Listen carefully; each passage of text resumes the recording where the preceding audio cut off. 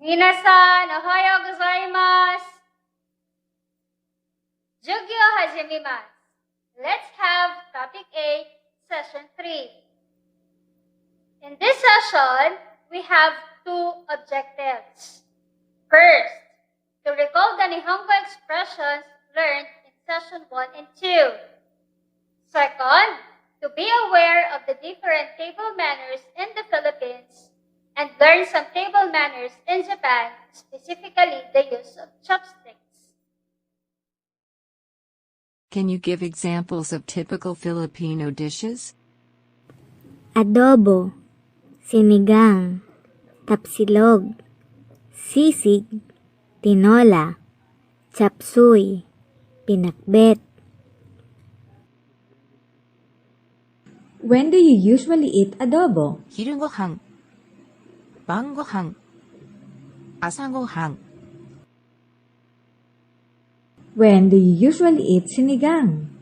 昼ごはん、晩ごはん、朝ごはん。When do you usually eat pinakbet? 昼ごはん、晩ごはん、朝ごはん。Point to be realized. Leftover of the meal the night before or even of the previous mealtime are sometimes served again, therefore, there is no specific rule as to when a certain dish is eaten. What is the taste of sinigang? 酸っぱい。 Yes, basically it's supay, but my mother sometimes puts a lot of chili, so it becomes 辛い。 What is the taste of adobo? 塩辛い。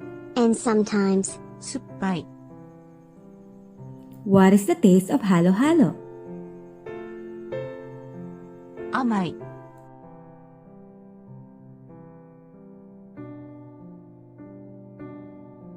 We've been talking about foods.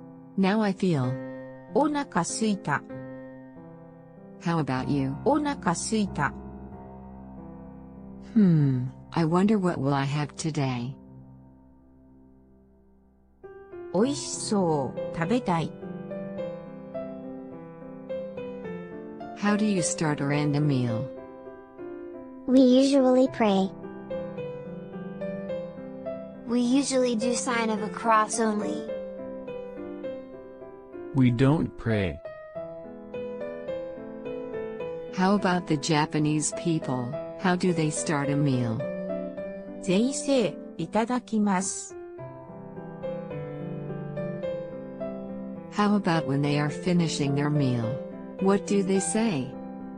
ごちそうさまでした。In this session, we will briefly discuss some table manners and learn the similarities between the table manners of the Philippines and Japan.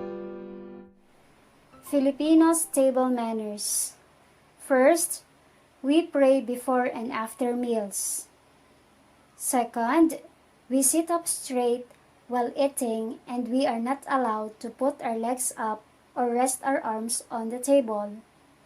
Third, we do not make a loud sound while using our utensils. Fourth, we do not talk while our mouth is full. Fifth, we are not allowed to point to something or somebody with our fork and spoon. Sixth, we use serving spoons for the dishes. Seventh, we are not allowed to start if members of the family is not yet complete. And lastly, we are not allowed to have leftover in our plate. Table manners may vary even among us Filipinos because of several factors like differences in family background, family members' lifestyle, among others. However, we should also observe and practice such table manners if we are invited to another family's home.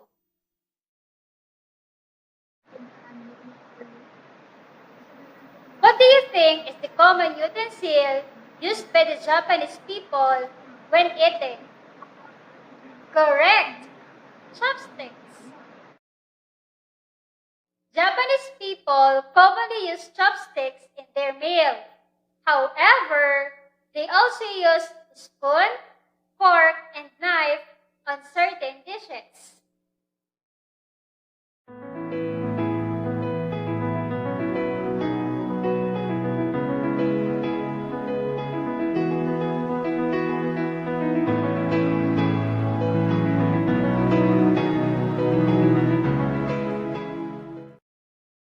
This time, I will show you some ways of using chopsticks.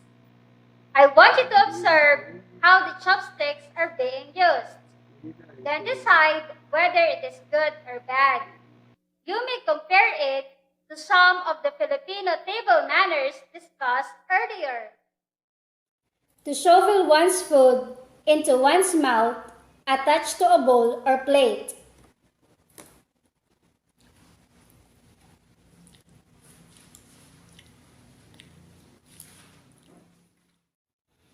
To pull plate or bowl around with chopsticks.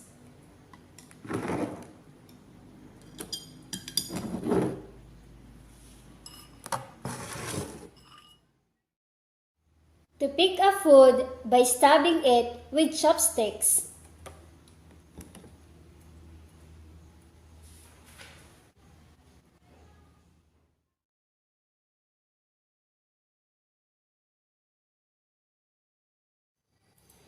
To drip the sauce from the food or from chopsticks in order to convey it to another food lacking in the sauce.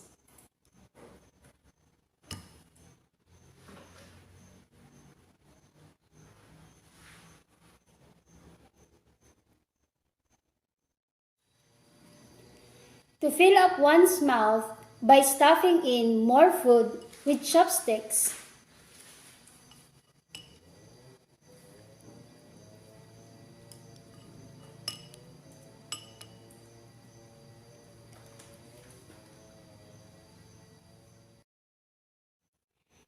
To lick or suck the tips of chopsticks.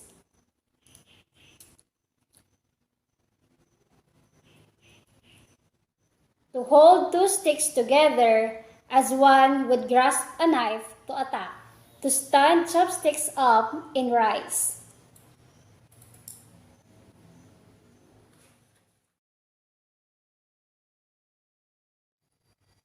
To tap a plate or a bowl with chopsticks to call on somebody.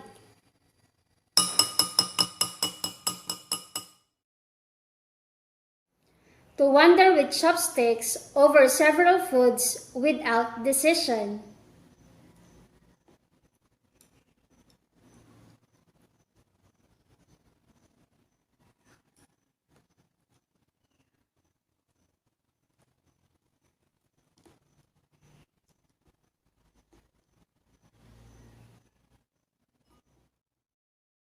To hold the chopsticks properly. First, hold one chopstick like you would hold a pen.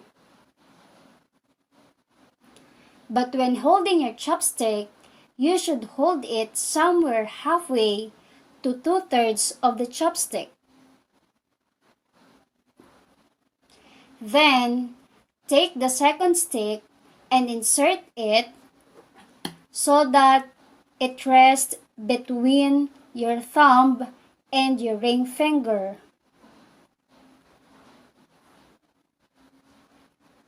You should be able to hold the bottom stick firmly so that it doesn't move. If it's loose, try pressing down your thumb, but you shouldn't feel like you're straining your fingers. Make sure both chopsticks are aligned so that the ends are together. You may just do this.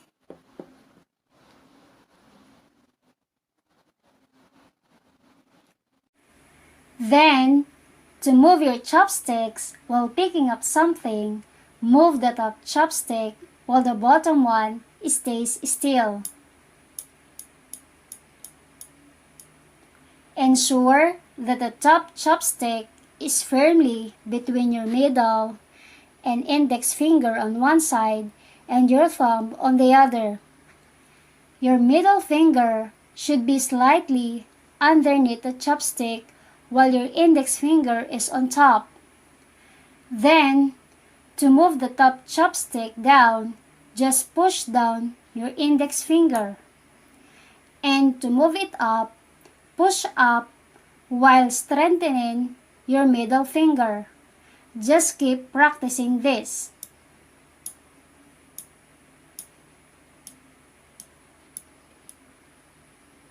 If for some reasons the ends of your chopsticks are not meeting when you move it up and down, try to check your form.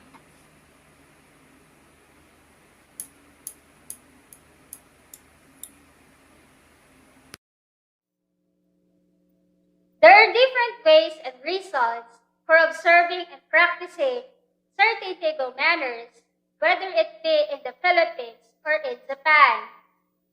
We find similarities and differences which give us better understanding of each other's culture and how we should behave accordingly during meals. Minasan, reflection time! What did you learn today? What do you think about the chopsticks manners in Japan? How would you compare them to our table manners here in the Philippines? Jugyo warimasu. Mata ne!